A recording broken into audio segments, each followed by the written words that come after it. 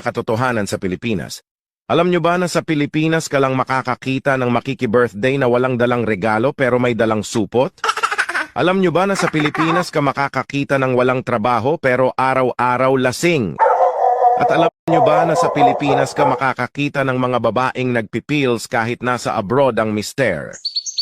Sa Pilipinas ka lang makakakita ng taong maamo kapag nangungutang pero galit pag siningil. Pag ang tropa mo natalisod, imbis na tulungan mo, tatawanan mo pa. Ahahaha, tanga amputs! Sa Pilipinas, ang mga tao ay madalas magpasaring sa social media. Pero kapag pinalagan mo ay auto-block ka na sa kanya. Sa Pilipinas, ang magkakamag-anak at magkakaibigan ay nag-aaway-away at nagtatakwilan dahil sa ipinaglalaban na kandidato. At sa araw ng botohan ay pipicturan ang daliri na may tinta at ipopost sa social media na may caption na done. Sa Pilipinas, ginagawang remote office o review center ang mga coffee shops.